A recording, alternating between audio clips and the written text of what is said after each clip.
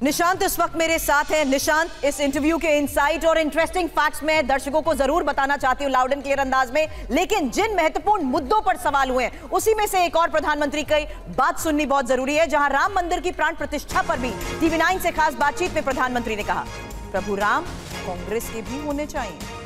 राम मंदिर जाने से वोट बैंक जाने का डर था, वोट बैंक को संभालने के लिए ऐसे आओ, वोट बैंक बचाने के लिए मंदिर जाना बंद कर दिया। प्रधानमंत्री and 5 editors round table interview देखिए आज रात 8 बजे। प्रधानमंत्री जी, एक क्षण ऐसा आया जब देश और विदेश में करोड़ों भारतीय भाव विभोर हो गए। हम लोग वहां पर मौजूद थे, हमने देखा प्राण प्रतिष्ठा के दिन। प्राण प्रतिष्ठा की अगर बात की जाए तो विपक्ष का यह आरोप है कि भारतीय जनता पार्टी राम मंदिर पर अपना हक जमाना चाहती है, इसीलिए हम प्राण प्रतिष्ठा में नहीं आए। आप क्या कहेंगे इसमें? प्रभु राम को ये इतनी कम सामर्थ्यवान मानते हैं क्या? मतलब इनको इतना नॉलेज नहीं है परम पिता परमेश्वर पर कोई अधिकार कर सकता है क्या? प्रभु राम कितना महान व्यक्तित्व, और एक पार्टी मामूली छोटी सी बीजेपी पार्टी प्रभु राम के सामने कुछ नहीं है भाई। ये लोग कैसी बात करते हैं? सचमुच में तो प्रभु राम उनके भी होने चाहिए, सबके होने चाहिए जी। इस पर किसी का मालिकी हक नहीं हो सकता है जी। ये सोच ही तो है जो, लेकिन ये वो क्यों बोलते हैं? उनका हिडन एजेंडा जो है ना, उस पर पर्दा लगाने के लिए ऐसे बातें बोल रहे हैं। उनका हिडन एजेंडा है उनकी वोट बैंक को संभालना, उनकी वोट बैंक को संभालना, और इसलिए वे इस प्रकार की बहानेबाजी कर रहे हैं। उनको लगता था कि जो राम मंदिर गए तो वोट बैंक गई, वोट बैंक सवाल करेगी। उनको डर यही है। आपने देखा होगा राजीव गांधी ने अपना एक कैंपेन अयोध्या से शुरू किया था, चुनावी कैंपेन, और ये सिग्नल दिया था उन्होंने। लेकिन तब उन्होंने कहा, उनकी वोट बैंक ने कहा कि ये खेल खेलोगे तो तुम में और बीजेपी में फर्क क्या है, तो भाग गए। आपने देखा होगा कई चुनावों में ये लोग मंदिरों में जाते थे, इस चुनाव में नहीं जा रहे। मार किया क्या? ये आपका काम है, मुझे बताना पड़ रहा है, मेरा दुर्भाग्य है। इस बार वो इलेक्शन डिक्लेयर होने के बाद किसी मंदिर में नहीं जा रहे। क्यों?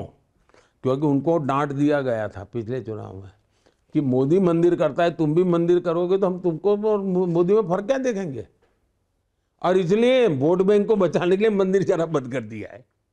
हो सकता है मेरा इंटरव्यू देखने के बाद शायद ड्रामा कर ले, बात अलग है। तो इनका खेल वोट बैंक के आसपास है। उनको देश की भावना, देश के लोगों के सपने, संकल्प कोई लेना देना नहीं है। और इसी राउंड टेबल इंटरव्यू में 5 संपादकों के साथ मेरे सहयोगी निशांत चतुर्वेदी थे। निशांत, सीधा संवाद, सीधा सवाल, और यही वजह है कि यहां प्रधानमंत्री ने देखिए किस तरीके से खुद रीशेयर करते हुए ये लिखा है, an extensive interview in an interesting format. Do watch the interview with TV9 network starting 8 PM in the evening. You can watch it in 7 languages too. किस तरीके से एक्सक्लूसिव और खास है आपकी ये बातचीत प्रधानमंत्री के साथ? देखिए सुरभि, यहां पर बड़ी बात क्या है, हमारे जितने भी दर्शक हैं, पहले आप ये देखिए कि ऐसी कौन कौन सी चीजें जो प्रधानमंत्री जी ने ट्वीट किया है।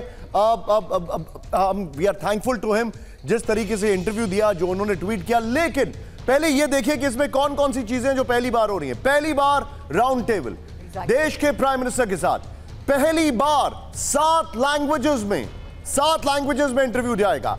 पहली बार देश के सबसे बड़े न्यूज नेटवर्क पर साइमलकास्ट ये इंटरव्यू जाएगा, और पहली बार प्रधानमंत्री ने इस चुनाव के दौरान एक एक चीज के ऊपर, जो भी विमर्श के मुद्दे हैं इस पूरे चुनाव में, एक एक चीज के ऊपर एक एक बात साफ तौर पर रखी है। मिसाल के तौर पर आपको सबसे पहले बताना चाहेंगे, रिजर्वेशन, उसके ऊपर क्या कहते हैं प्रधानमंत्री। आपने उनको रैलीज में सुना होगा, लेकिन इस इंटरव्यू में आपको पता लगेगा एग्जैक्टली क्या पॉलिसी है, क्या सोच है। दूसरी बड़ी बात, संविधान को लेकर प्रधानमंत्री की एक लाइन जो आपने प्रोमोज में भी देखी होगी, वो ये है कि अब मैं पत्ते खोल ही देता हूं। वो बहुत बड़ा स्टेटमेंट है, वो बहुत बड़ी बात है जो कि आप देखने वाले हैं। राम मंदिर आपने अभी सुना उन्होंने क्या कहा। इसके अलावा उनका क्या कहना है देश की पॉलिसीज को लेकर, उनका क्या कहना है रीजनल पॉलिटिक्स को लेकर। ये 7 अलग अलग लैंग्वेजेस में जाएगा। हमारे रीजनल एडिटर्स वहां पर थे, उनको लेकर उन्होंने क्या कहा है, उनका क्या कहना है बंगाल को लेकर। वो कौन सा मोमेंट था जब वो भाव विभोर हो जाते हैं, इमोशनल हो जाते हैं, उनका क्या कहना है ओवरऑल अपने। अब अगर वो इलेक्ट होकर आते हैं तो फिर उनकी आगे क्या स्ट्रैटेजी होगी, ये सारी चीजें हमने बताई हैं, हमने उनसे पूछी हैं और उनके ये सारे सवालों पर जवाब आए हैं। बिल्कुल, बहुत बहुत शुक्रिया निशांत, आपने लाउड एंड क्लियर अंदाज में बता दिया कि अब से थोड़ी देर बाद यानी 5 घंटे 49 मिनट बाद किस तरीके से इसी राउंड टेबल इंटरव्यू में बहुत महत्वपूर्ण बातें प्रधानमंत्री एंड 5 एडिटर्स में TV9 भारतवर्ष के दर्शक देख पाएंगे। याद रखिए रात 8 बजे। Thank you for joining us Nishant. Thank you so much.